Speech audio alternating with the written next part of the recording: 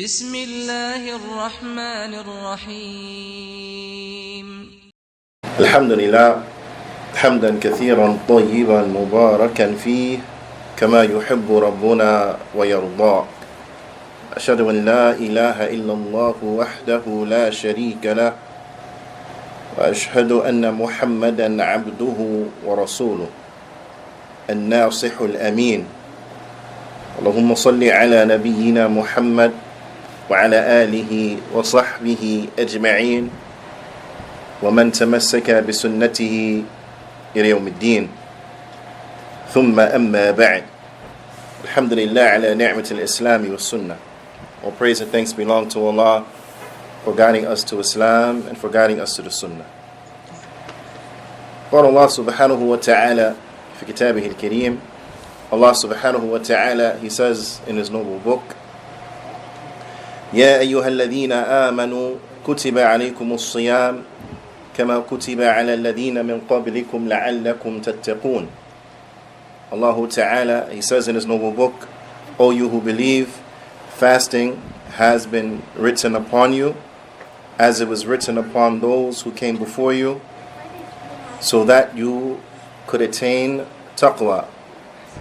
And then Allah subhanahu wa ta'ala, He goes on to say, أَيَّامٍ مَعْدُودَاتٍ, fixed days. They are fixed days.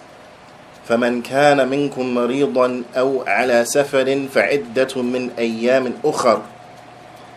So whoever from amongst you is sick or upon a journey, then they will make those days up later. They will make those days up later.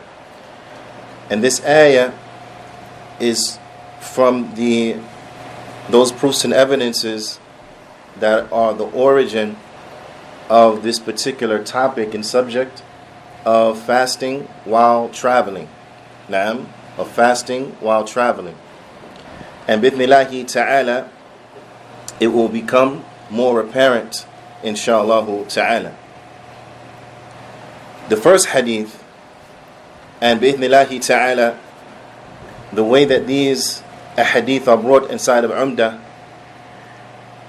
they are in a way because a story is built or a narrative is built, we can say, or so that we can better understand the topic.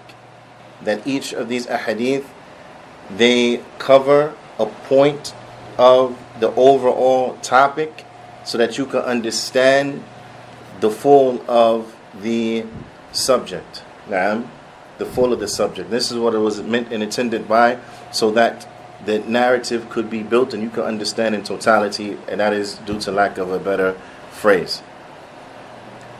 So the first hadith is on the authority of Aisha radiyallahu ta'ala anha. And this hadith is collected where?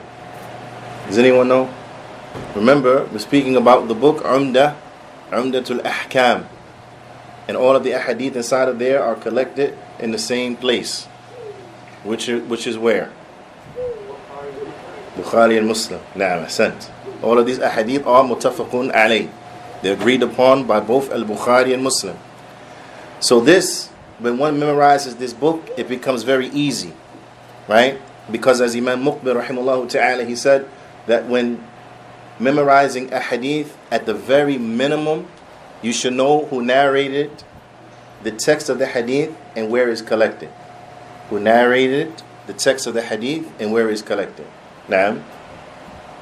And some of the students, especially in the beginning of their seeking knowledge, sometimes they have trouble remembering where it is collected. Right? So that which they can utilize, which will help them and give them encouragement and a sense of accomplishment, is that you start to memorize a hadith from the likes of this book, because it's all muttafaqun alayh. So it's easy, that part is easy to remember. Muttafaqun alayh. Naam. Ala kulli hal. This hadith an Aisha radiyallahu ta'ala anha, أن حمزة بن عمرو الأسلمي قال للنبي صلى الله عليه وسلم.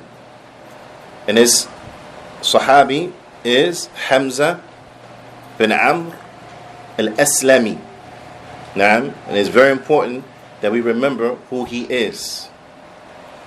قال, he said, للنبي صلى الله عليه وسلم, he said to the Prophet صلى الله عليه وسلم, أصوم في السفر, should I fast during or while traveling? Should I fast while traveling?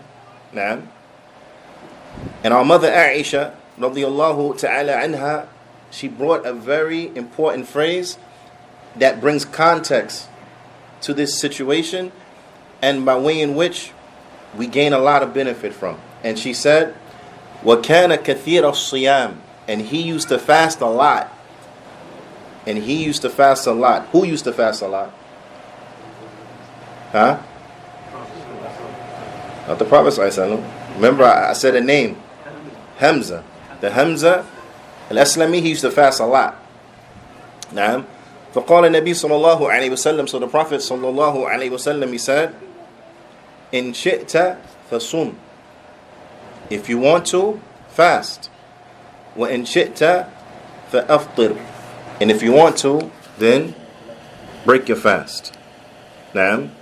If you want to, you can fast, and if you want to, break your fast. قال فضيلة الشيخ عبد الرزاق بن الشيخ عبد المحسن العباد البدر حفظهم الله تعالى, he mentions, he says, حديث المؤمنين عائشة رضي الله تعالى عنها أن الحمزة بن عمرو الأسلمي رضي الله تعالى عنه قال للنبي صلى الله عليه وسلم أصوم في السفر. He says in the hadith of our mother Aisha, the mother of the believers, Aisha radiyallahu ta'ala anha wa ardaha, that Hamza bin Amr al-Aslami radiyallahu ta'ala anhu, he said to the Prophet sallallahu alayhi wa sallam, should I fast while traveling? And our mother, she mentioned and commented, وَكَانَ كَثِيرَ الصِّيَامِ, and he used to fast a lot. فقال صلى الله عليه وسلم, so the Prophet صلى الله عليه وسلم, he said, إن شئت فصم وإن شئت فأفطر, if you want to, you can fast, and if you want to, you can break your fast. وهذا الصحابي الجليل ذكر في هذا الحديث أنه كثير الصيام. And this Sahaba in this hadith, the Shaykh, he mentions that it was mentioned that he used to fast a lot. It's mentioned that he used to fast a lot. وقول عائشة رضي الله تعالى عنها, in the statement of our mother Aisha رضي الله تعالى عنها,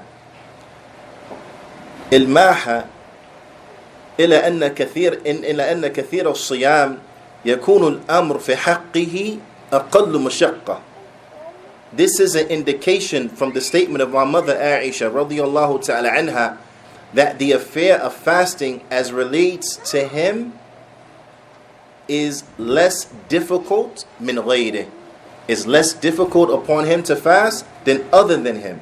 Naam. Why? Why is it less difficult upon him to fast than other than him? Why? Because he's used to it. Because he fasts a lot. He's acclimated to fasting. Right? So he's used to fasting a lot. فَلَا يَشُقْ عَلَيْهِ صِيَامٌ, so it's not hard for him to fast, because he's accustomed to fasting. So it's not hard for him to fast. And I want you to bear that in mind. It is not hard for him to fast. So because it's not difficult for him to fast, then his answer was very specific. If you want to, you can fast. And if you want to, you can break your fast. Why? Because it was not hard for him to fast. Why wasn't it hard for him to fast?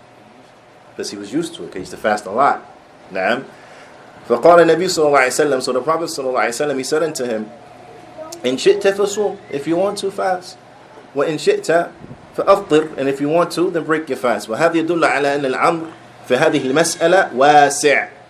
And this statement of the Prophet صلى الله عليه وسلم, it brings us to another point of benefit, and that is that what?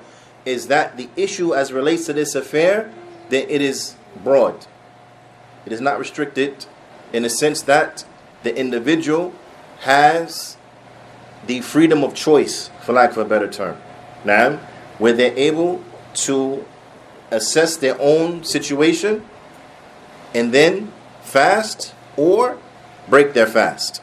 Now, وَإِنْ شَاءَ الْمُسَافِرُ صَامَ. So if the person who is traveling wants to, then he can fast. وَإِنْ شَاءَ أَفْطِرُ. And if he wants to, then he can break his fast. أي هو مخير. He has a choice. بين أن يصوم أو أن يفطر. Between fasting and between breaking his fast. That makes sense? Okay. So if you're fasting, now this is upon you now. You're fasting. And you're traveling. You're traveling and you're fasting. Right? What's better? The Shaykh mentions, he says, إِذَا قِيلَ أَيُّهُمَا أَوْلَى. Which one is better? I want you to keep in mind, you yourself are fasting. Which is better? Is it better for you to fast, or is it better for you to break your fast? Okay. Oh no, time out. You said it depends. That's excellent. Don't say any more. I don't want you to give too much away. Some say it's better to fast. Some say it's better not to fast. Not to fast. Respond to the ayah. Not to fast due to the ayah. That's the okay. And you're saying it's better to fast. So we got three opinions now. One say it's better to fast. One say it's better not to fast. And then one say it depends. Then either one. We got a fourth one, right? If it's easy. I don't know. You're giving too much away. No. You're giving too much away. That's why I stopped him. I had a feeling where he was going. Give it to طيب. The Shaykh, he says, يقال, it is said, إن لم يكن عليه مشقة فالصيام أولى. If it's not hard for him, if he has no difficulty, then fasting is better, right? If it's no problems for him, then for him fasting is better. You know, some people, they say this. They say, I'm going to get on the plane. I'm going to drive in the car. From the car, get on the plane. From the plane, get out, get into a taxi. I'm in AC the whole way. It's easy for me, so I'm going to continue to fast, right? Because it's not difficult for them. So for that person, do we say, no, it's better for you to break your fast? We say, no, this is fine. This is perfectly fine. Because remember, the affair is open. You have flexibility in it. If you want to fast, you can fast. If you don't want to fast, then you don't have to fast. Okay? However, it will depend on the individual. Right? So this will be particular to every individual. So if you're traveling and you're fasting, if you're experiencing difficulty, then it is better for you to do what? To break your fast. Right? Then it's better for you to break your fast. But وَإِنْ كَانَ فِيهِ No, I'm sorry. Let's go back. If you're traveling and you're fasting and it's not difficult, then it's better for you to what? To keep your fast. If you're traveling, you're fasting, it's not difficult, then it's better for you to stay fasting. Keep your fast. Like, وَإِنْ كَانَ فِيهِ مُشَقَّةٌ عَلَيْهِ. And if you're fasting and you're traveling and it's difficult, then what is awla is that you do what? What is better? That you break your fast, right? Now again, as the ulama, they explain, when I want you to understand this, that this portion here, what the Shaykh is explaining, that if you're fasting and it's not difficult, then remain fasting. If you're fasting and it becomes difficult, then it's better for you to break your fast. This is in relation to a difficulty that is small. It's not a big difficulty. This relates to a difficulty that is small, where you're feeling some discomfort and it's difficult, but it is not an emergency, right? Because the ulama, they explain that if you're in a situation where it's difficult and there is an emergency, then do you have an option at that point to continue fasting? You do not. You have to break your fast at that point. If you're traveling and you're fasting and you feel like you're going to faint, you feel like you're going to pass out, right? Is that difficult upon you that you are getting signs that you are going to lose consciousness, so on and so forth? This is an example. Then at that point, you no longer have an option. You have to break your fast. And that's why later on in this chapter, the Imam, rahmatullahi alayhi, he brings a hadith, لَيْسَ مِنَ الْبِرِّ الصِّيَامِ فِي السَّفَرِ, that it is not from righteousness to fast while traveling, meaning it is not from righteousness to put yourself through extreme difficulty and maintain your fast while you are traveling. That makes sense? Now, What about if you travel to a different time zone? no, that's a whole nother situation. Now, if you're traveling to another time zone and it becomes difficult, right? This will be a difficulty that enters, not necessarily a physical difficulty, but it becomes a difficulty. What do? I started in this time zone, now I'm traveling and I'm going backwards. And so what should I fast? Should I not fast? So I'm starting here and then I'm traveling forward, so I'm going to the east. So now I'm in a new, different time zone. When do I break my fast? Because now on the plane, if you're traveling to the east, you're going through time zones. Likewise, if you're coming west, you're going backwards through time zones. So it becomes confusing. So for a person in a situation like that where it becomes confusing, then what's better for him? Break your fast. It becomes too confusing. Right? If I go here and I fast like this, then it's only this amount of time. If I go and do like this and that. So in that case, if it becomes confusing in that sense, then break your fast. Now, so if a person is traveling and they're fasting, then they have the option to do this or to that. But either one, and this is again, if there's a light difficulty or no difficulty, then they have a choice. And either one in this situation is what? Is permissible. Now, kullu minhuma jaiz. They're both permissible, right? But, and this individual, then, he has a choice. فَإِن شِئْتَ فَصُمْ فَإِن شِئْتَ فَأَفْطِرْ. If you want, fast. If you want, then break your fast. The Shaykh, he says, وهذا المعنى دل عليه هذا الحديث استنبطه بعض الأهل العلم من القرآن. And the meaning that is contained in this hadith, some of the people of knowledge, they have extracted it from the Qur'an. في قوله تعالى, in Allah Ta'ala's statement. Which statement? The fact that you have a choice. That if you are traveling, you have a choice to break your fast. What verse can we extract that meaning from? Surah Al-Baqarah. And if one of you is traveling or on a journey, One is 185. نعم. طيب.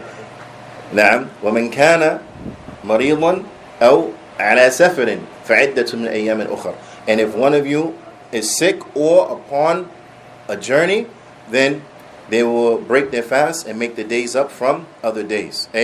أفطر من أجل السفر, meaning that he will break his fast due to the simple fact that they are traveling.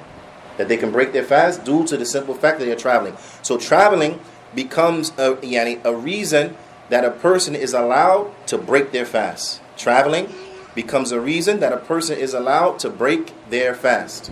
Now, just like sickness is a reason where a person is allowed to break their fast. But if you break your fast because you're traveling, what then you have to do afterwards is that you have to do what? You have to make that day up. Now, and you will make that day up. How many days will you make up? It will be dependent upon how many days you missed due to fasting. Due to traveling. How many days you missed due to traveling, then you will make those days up. So if you were traveling for 4 or 5 days, right, then you would, after Ramadan, you make up those 4 or 5 days. That makes sense? طيب. وعن أنس بن مالك رضي الله تعالى عنه قال. Now this is the next hadith that Imam Ibn Qudama he brings. كنا نسافر. Now I'm giving you some heads up. I'm going to be asking you to answer some questions based on what we had already taken. Okay, that makes sense? Okay. It says, كُنَّا نُسَافِرُ مَعَ النَّبِي صَلَى اللَّهُ عَلَيْهِ وَسَلَّمَ. He said we were fasting with the Prophet sallallahu alaihi wasallam. Naam. Excuse me, we were traveling. We were traveling with the Prophet sallallahu alaihi wasallam. Right? I was thinking about the question I was going to ask you and then the answer, and then I gave you the answer along with that. We were traveling with the Prophet sallallahu alaihi wasallam. So what's understood by that is that what? They were fasting. It was during the time of fasting. Okay. And then he says, فَلَمْ يَعِبْ الصَّائِمْ عَلَى الْمُفْطِرِ. He said that the one who was fasting, he did not blame or rebuke or find fault with the one who broke his fast. وَلَا مُفْطِرْ عَلَى الصَّائِمِ. Nor did the one who had broken his fast, he didn't find or any fault with the one who continued his fast. Now, so what is one of the benefits that we get from this hadith that we saw in the aforementioned hadith? Was that what? That we have a choice. And that choice comes into effect for the simple fact that we're doing what? That we're traveling. So if you're traveling, you have a choice. Now, and for those who are traveling, then what is from the sunnah? If we're traveling in a group, and some of us decide, okay, we're going to break our fast. And others decide, okay, no, we're going to continue the fast. Now, then, is it for any one of us to blame the other? No. What's the proof that we shouldn't blame each other? This hadith right here. That the Sahaba, they were traveling with the Prophet ﷺ, and some was fasting and some were not fasting, and none blamed the other. Na'am, ahsantum. طيب. وعن أبي درداء رضي الله تعالى عنه قال. There's another hadith, the next hadith in which Imam ibn Qudamah he brings. He said, خرجنا مع رسول الله صلى الله عليه وسلم. He said, we went out with the Prophet صلى الله عليه وسلم في شهر رمضان, inside of Ramadan. نعم. وحر شديد في حر شديد. And it was very hot. Very hot. Right? Now, Abu Darda, he explains, he gives us an example, right, to show us how hot it was, right? In case we didn't get it from his statement, it was very hot. He said it was so hot, حتى إن كان أحدنا لا يضع يده على رأسه من شدة الحر. He said it was so hot that one of us will put his hand on his head because it was so hot. This is how hot it was. It was very hot. He said that one of us will put his hand on his head because it was just so hot. Right? Again, I want you to tell me, based on what we already took, what we can extract from this particular hadith. He says, وَمَا فِينَا صَائِمْ إِلَّا رَسُولِ اللَّهِ صَلَى اللَّهُ عَلَيْهِ وَسَلَّمْ وَعَبْدُ اللَّهِ بِنْ رَوَاحَةَ رَضِيَ اللَّهُ تَعَالَى عَنْهُ. He said, and no one from amongst the whole group of us was fasting except for the Messenger of Allah sallallahu alaihi wasallam or Abdullah bin Rawaha radiyallahu ta'ala anhu. Nobody was fasting except those two. Why? Because it was easy. It was hot. Okay, those two were fasting because they could handle it. The Prophet sallallahu alaihi wasallam, we know, no doubt, he can handle it, right? But and Abdullah bin Rawaha, he was able to physically withstand it. But what about everyone else?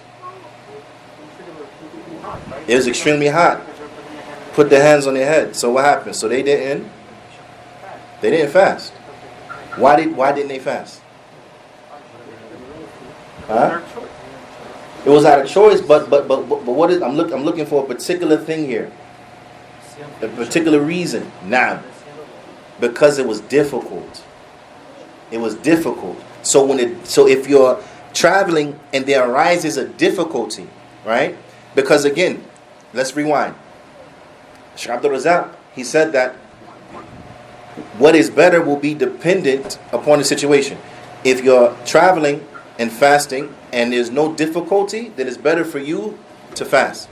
If you're traveling and fasting and it's difficult, it's better for you to break your fast. Now, and the reason I'm doing this is because these are what called connect the dots. Right? You connect dots. And this is the way of ilm.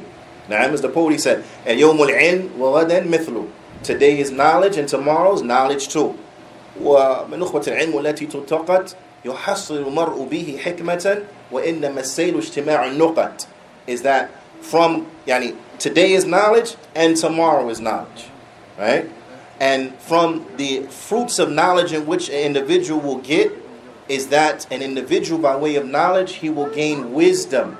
And verily, the way and the path of seeking knowledge is the gathering of dots.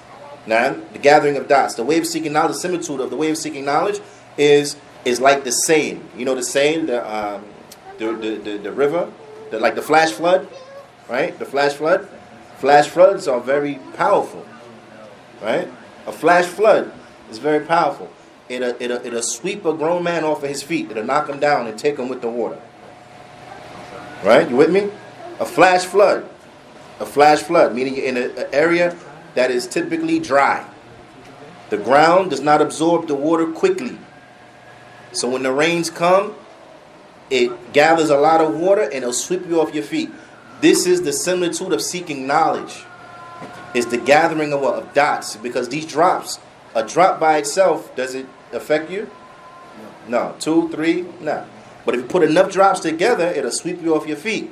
This is the way of knowledge. And this is just an encouragement for all of us. We have to be consistent in seeking knowledge, and it takes time. And this is why the poet began by saying, today is knowledge and tomorrow's knowledge. It takes time. It takes time to gather bits and pieces from here and from there. It takes time, right? One hadith, one ayah, another hadith, another ayah, another hadith, another ayah, statement of the Salaf, like this. It takes time. It's not only one time. It's not just really fast like this. No, it takes time.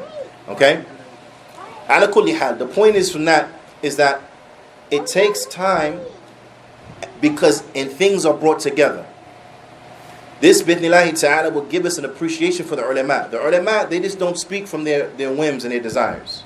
They don't speak from their whims or from their desires, but rather is based upon the proofs and the evidences. Now sometimes an individual, they'll be able to recognize that.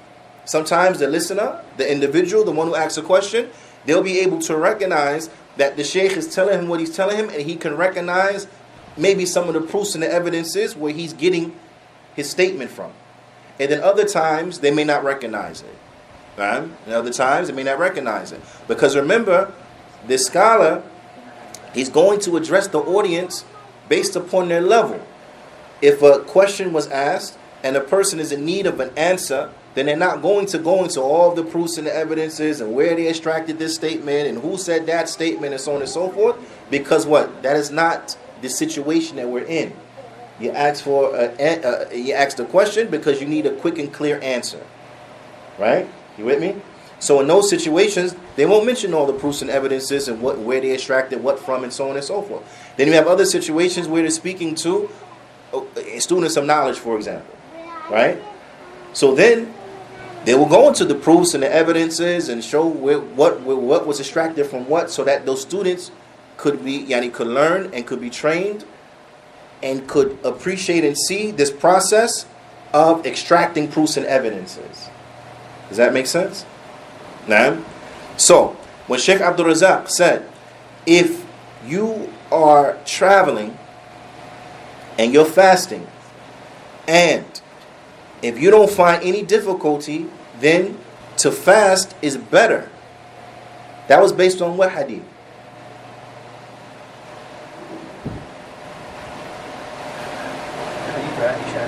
Nah, the hadith of Aisha. Alhamdulillah. Nah. But the first hadith he mentioned, right? It's based on that hadith. And what was the point of evidence? How do we know that is talking, or how do we know that was distracted from that? That he was fasting, traveling, easy for him. What was the statement in the hadith that gave us an indication? It was easy for him. That was which statement? وَكَانَ كَثِيرُ الصِّيَامِ. And that he used to fast a lot. So it was easy for him. Okay, so in his case, it's better to keep fasting. Alright, now he said, if you're traveling and fasting and it's difficult, then you break your fast. And where do we get that from? Where did he get that from? That was extracted from which hadith?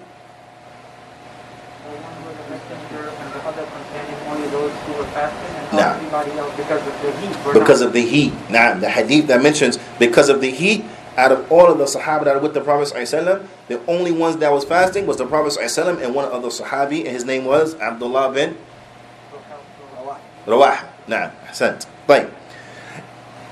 And as far as we have a choice when we are fasting, fasting and traveling, to break our fast or to keep it, and that those who keep it shouldn't blame those who don't keep it, and those who don't keep it shouldn't blame those who keep it. We get that from the hadith of who?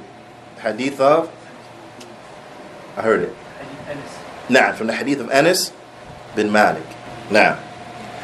And then if a person is fasting on a travel, on a journey, and it becomes very difficult for them, but they decide, I'm going to still fast no matter what, I don't care, and they're clearly struggling, it's clearly affecting them in a way in which is detrimental to their health, then we'll tell them, what you're doing is not a sign of devotion and a sign of righteousness. What you're doing is not a sign of devotion, it is not a sign of righteousness. It's better for you really to break your fast. And that's based on which hadith? Now, the last one is going to be mentioned, which was? Naam, laysa min birr is not from righteousness to fast while traveling, and that is the hadith of Jabir bin Abdullah radiyallahu ta'ala anhuma. And that hadith is collected where? Al-Bukhari and Muslim. Ahsantum. Tayyib. Now, this is very important point, because as far as jumping on a plane and going from state to state, or jumping on a train and going really far, so on and so forth, those things are pretty much well known. But what are the conditions to break your fast while traveling? What are the conditions? Shaykh Sulaiman al-Ruhaili, hafidhahullah ta'ala, he mentions 3 conditions. Naam, and these are very important. There are 3 conditions that relates to being able to break your fast while traveling. Now, 3 conditions as relates to being able to break your fast while traveling. The first condition, أن يتحقق أنه مسافر. Now, and a person may say, well, this sounds obvious, right? The first thing is that a person has to make sure that they constitute as a traveler, that they are traveling. A person has to make sure that they are traveling. How is that determined? Whether or not you are traveling or you're not traveling.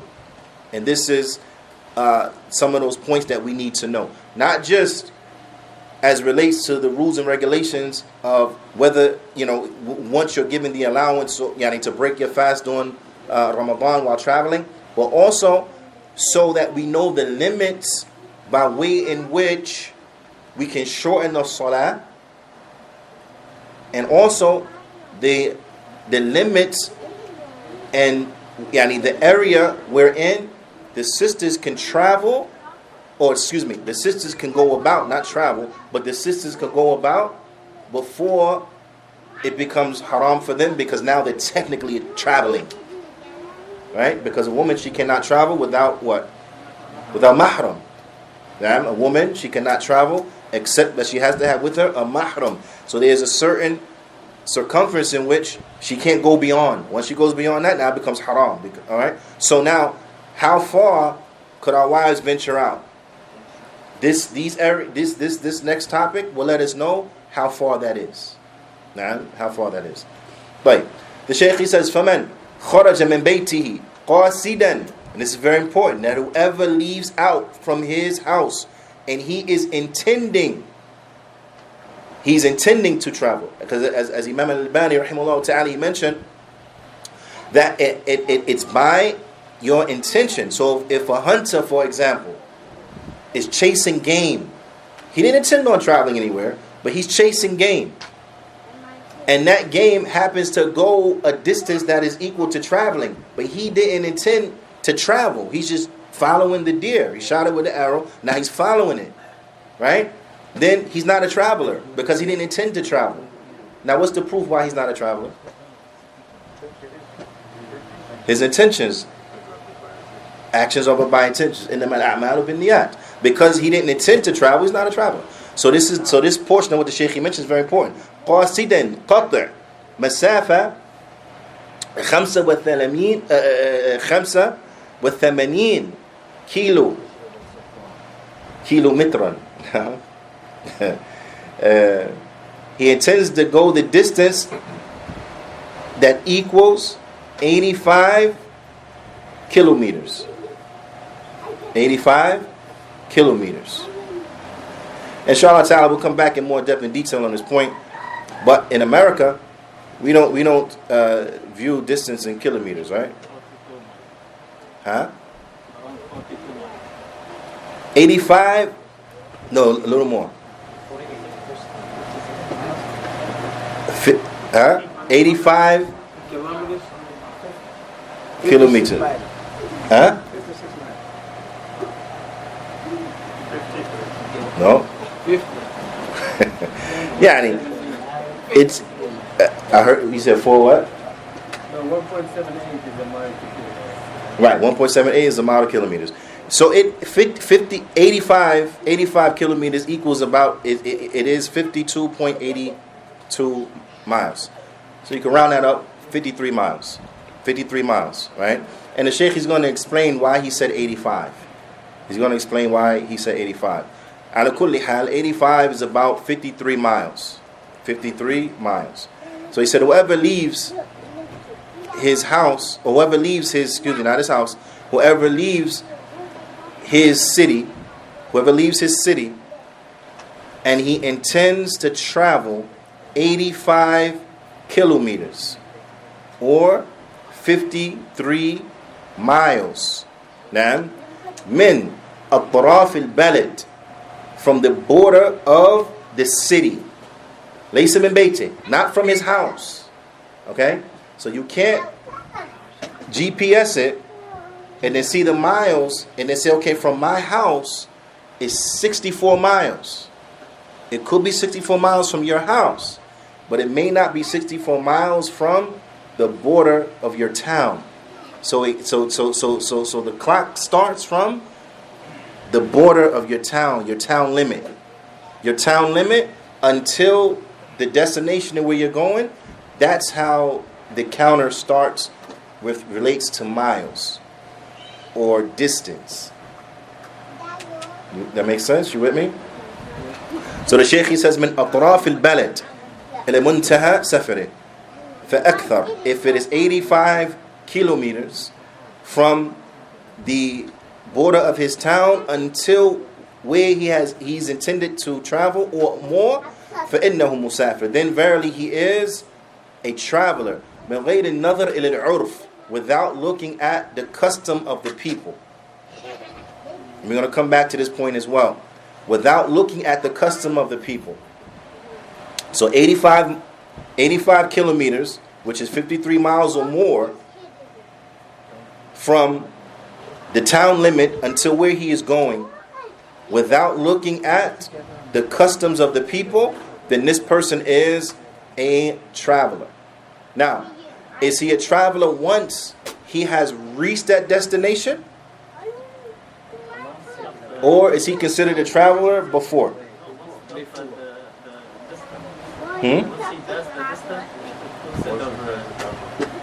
Okay, once he passes, which way? What do you mean by distance? 53 miles. So he has to go 53 miles, now he's a traveler.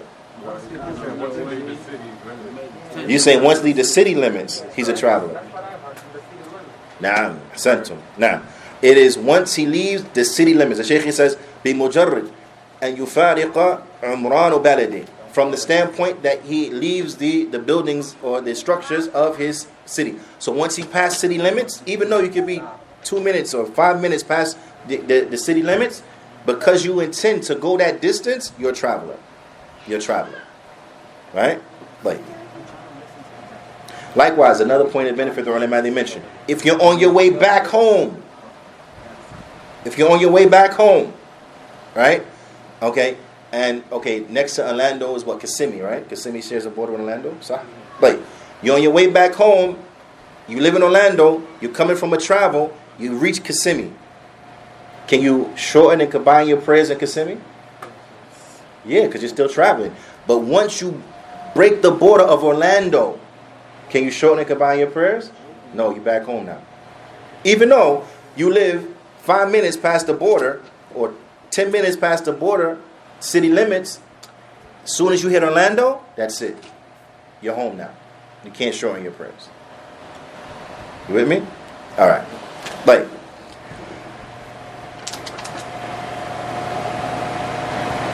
the Shaykh he mentions, he says that 85 kilometers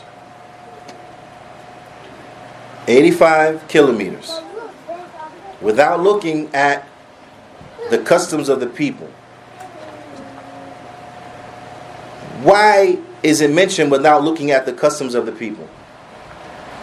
Because when it comes to traveling, and this is important because you may hear a statement from one of the ulama which says there is no distance for traveling.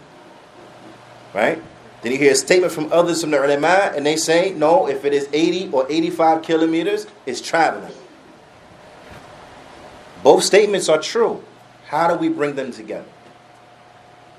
They're brought together because that statement, as Shaykh Albani rahimahullah ta'ala used to say, there's no distance for traveling. And then he brought as a proof of evidence, and he brought as a supporting point, I should say, he said is that during the time of Shaykh Islam ibn Taymiyyah, he mentioned certain distances that were considered traveling then that are not considered traveling now.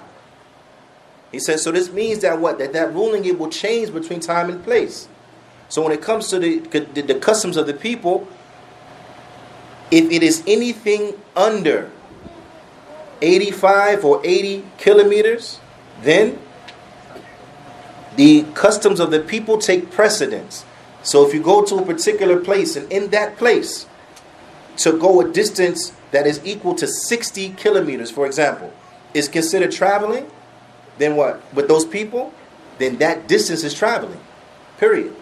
Because this is what they understand traveling to be. So that distance is traveling. So if we go to UAE, for example, and they tell us to go from this town to that town, that's traveling, even though we'll say, but it's only 60 kilometers. They say, no, that's traveling. So then that's traveling. Because the customs of the people will take precedence. Now, the issue where the ulama come and they say, no, it's the distance is where what? Is where either the distance between the 2 points exceeds the 80 or 85 kilometers. That's one. And two. Okay. And one and two. Or there is a difference of opinion. If the people differ, some say it's traveling. Some say no, it's not traveling. Then we say, okay, what's the distance? That's how we're going to solve this argument. Some people in the area say it's traveling. Other people in the area say, no, it's not known to be traveling to us. Then we'll say, okay, then what's the distance? If the distance is 80 or 85 kilometers, then we say, okay, no, it's traveling. Now, then we say, no, it's traveling. So that makes sense? So those early man, they say there is no set distance. That's referring to what? If the customs of the people see a distance shorter than 80 or 85 kilometers as being traveling, then the custom takes precedence, and that is what's going to define what is or isn't traveling. But if it is a distance greater than 85 or 80 kilometers, then we say no. Once you 80 or 85 kilometers, that's traveling. Now, why? Where do the ulama get that from? Those who came with that number, is that number something arbitrary they just pull out of the sky? Where do they get that number from? They get that number from a hadith. Which hadith? He said a hadith. Allah Ustad. Allah Ustad. It's from the hadith. Okay, check it out. It's from the hadith. لا يحل لامرأة تؤمن بالله ويوم الآخر أن تسافر مسيرة يوم وليلة إلا مع ذي محرم. That it is not permissible for a woman who believes in Allah on the last day to travel a distance of a day and a night except that she has with her a mahram. Now, so the Prophet ﷺ, he outlined and he called the distance that one will travel in one day and one night according to their speed of transportation during his time, sallallahu alaihi wasallam, as being what? Traveling. Right? So that sets the what would you say? That sets the guidelines of what is traveling. The amount of time, the distance that it took in the time of the Prophet ﷺ to go one day and one night is traveling. And this is where the ulama get that number from. They say according to those modes of transportation, they will cover on average about 80 to 85 kilometers in a day and night. In a 24-hour period of non-stop going, they will cover about 80 to 85 kilometers. Now, Sheikh Sulaiman Ruhaili, he says, Naam, 80 kilometers as some of the ulama they mentioned. He said, but we're going to say 85, ihtiyatan. We're going to say 85 just to play it safe. Now, to play it safe, we're going to say 85. Play it safe, we're going to say 85. Right? But you may find others of the ulama mention 80. And that's also correct. Because that's more closer to the exact what it is. Sheikh Sulaiman and those ulama that say 85 is because what? They added a little more. Right? These type of things are important. This type of nuance is important because why? Because it'll give you an understanding of the statements of the ulama, and it'll give you some tolerance. Now, so if someone comes and they say, but my sheikh, he said it was 80. Then you say, no, but my sheikh said it was 85. Okay, then does that justify an argument? No, because you know where each is coming from. Now, this one says 80 because that's more closer to exactly what it is. It will say 85. And then putting a little more on there just for the safe side. So it's no difference of opinion. I get it. Someone comes and say, my sheikh said there's no distance for traveling. Then we say, well, my sheikh said it's 80 kilometers. Does that justify an argument? No. Once you know where each side is coming from, then you understand. And this is why you find the people of ilm, they have a lot more tolerance when it comes to the difference of opinion in these affairs of fiqh than other than them from the people who have not reached their levels of knowledge. Ala kulli hal. The second condition in order to be able to break your fast while you're traveling, after it's been known that yes, you in fact are traveling, is لا يكون سفره سفر المعصية. Is that his travel, it cannot be a travel it cannot be a travel for the reason of disobeying Allah subhanahu wa ta'ala. وهذا عند جمهور العلماء. Now, with the majority of the scholars, they say that in order to be able to take the rukhsah, it cannot be a travel for the sole purpose of disobeying Allah subhanahu wa ta'ala. You have others of the ulama, they say no, there is no proof that points to this. But those ulama, which are the majority of the ulama, they say no. If you're traveling in order to disobey Allah subhanahu wa ta'ala, meaning that a person travels so that he can drink alcohol, because they live in a country that does not tolerate the likes of this type of stuff. So in order to drink alcohol, you got to travel to another country to drink alcohol. So if you travel and your sole purpose of traveling is to drink alcohol, the ulama, they say you don't deserve the rukhsah. So no, there's no rukhsah for you because you're disobeying Allah subhanahu wa ta'ala. Now, and this is what the majority of the scholars, they bring with this opinion. Now, what if a person is traveling and they disobey Allah while they're traveling?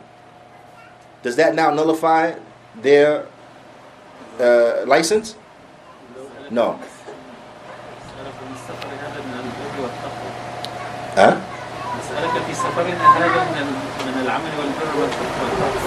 No, we're saying if a person, I'm with you. But if a person is traveling and then they make a sin while they're traveling, now can he still shorten? And so could he still break his fast? No, he could. It's traveling. What is intended by Safr al-Ma'asiyah is they travel for the sole intent to disobey Allah. So if a Muslim, for example, gets on a plane and goes to Vegas, right? And we know they're not going to Vegas to look at cactuses and the sunsets in the desert. Okay? They're going to Vegas to gamble. So they're going to Vegas to gamble. Can he shorten his prayer and break his fast? The majority of the scholars say no. because this is a travel of sin. So no, you don't deserve the license and the allowance, because your whole intent and purpose is to disobey Allah subhanahu wa ta'ala. Now, but similar to this, yani, and the ulama who bring this, they say, why? They say لأن قصده قصد فاسد. They said because his intention is an evil intention, so therefore he doesn't get to benefit from the allowance. The third condition is that أن لا يسافر لغرض الفطر, is that they do not travel with the intention of breaking their fast. You understand? They do not travel with the intention of breaking their fast. A person says to his wife, oh man, today really hard. Today's hard. Let's get in the car. Today's hard. Get in the car. Where we going? We don't go to the next state. We don't go eat. Right? So this is what? This is haram. Why? Because the sole intent of traveling is to break your fast. Now you're trying to play with the deen of Allah subhanahu wa ta'ala. Naam. And yeah, we look at it, but think about it though. Think about how many Muslims try to play with Allah's deen, just like the Jews used to play around with the deen. Throw the nets out. Oh, we ain't fishing. Technically, we ain't fishing. Throw them out day before, come back day after, grab everything. Oh no, we didn't fish on the Sabbath because we threw the nets out on Friday and pick it up Sunday. Playing with the deen. That's what the Jews do. Okay, how many Muslims do the same thing? How many bodegas got the register of the halal products and then the register of all the pork skins and the alcohol and the Philly blunts and the so on and so forth? Huh? Maybe all of them. Allah. Right? They'll say, no, brother. You can't give sadaqah from that register. Why not, brother? That's the haram money. So what's that one? Oh, that's the halal money. So you acknowledge that this stuff is okay and this stuff is not, and it never dawned on you. Then that means you can't sell this stuff that gets you the money that you put inside this register. They play games. It's unfortunate, but it happens. All right? Ala kulli hal. Because a person may hear this and say, well, who in the world would do that? Who in the world would just get in the car and travel just so they can eat? I don't know. Like most of us, when we first discovered that people have two registers, we said to ourselves, who in the world have two registers? For what? What do you need two registers for? It's unfortunate, but it happens. So if they travel for the sole purpose of breaking their fast because they are technically traveling, then what? They don't have the license. Why? Because their intention is erroneous. And inshallah ta'ala, these are just some points that are related to this particular topic. There is a lot more on this topic, but again, these are just some points, and I encourage everyone, myself first and foremost, then everyone else, to continue to learn and to study and to benefit and to seek knowledge day in and day out. Naam. And I encourage the brothers and the sisters, especially Naam, and this is not speaking to any one person in particular, but just a general advice to all of us, because I know with the pandemic and the shutdown of the Masjid and the shutdown of towns at a particular point, and now a year in, and some of the Masjids still haven't reopened and so on and so forth, people have become accustomed to being away from the Masjid. They have gotten used to praying inside their homes. They have gotten used to tuning in to listen to classes and so on and so forth. Or they just gotten used to not listening and attending any type of classes and things like that. So it's an encouragement to come back to the Masjid, come back to the classes, because, and this is just a reminder, occasions like this, workshops, lectures, conferences, things of that nature, they're very important. They help rejuvenate us. They are an encouragement for us, right? They're an encouragement. They rejuvenate us. But the reality of it is that is not the main staple of what we need as far as our educational needs. the meat and potatoes of our educational needs, then they're going to be what? Remember the poet he said, and yawmul ilm wa ghadal mithlu. Today is knowledge and tomorrow knowledge too. It's the steady bit of knowledge. Huh? So whatever days you have classes here in this masjid, please brothers, attend. Don't dial in. You know what I'm saying? The old saying that they have in America, they dialing it in. What does that mean when they say they dialing it in? It means they're not taking it serious. They're not taking it serious, right? Because you're just dialing it in. What I'm saying is don't dial it in. Unless you can't physically come because you're at work. Or you can't physically come because you're away in another town. You can't physically come because you're away in another state. Then at that point, no, to take advantage of the technology and still listen, still attend, even from afar. But if you're here, you're in Orlando, the brother's giving classes, you're not doing nothing, you're not at work, you're not doing anything, you're not shopping, you're not taking care of any business, at a doctor's appointment or anything, then you should be in class.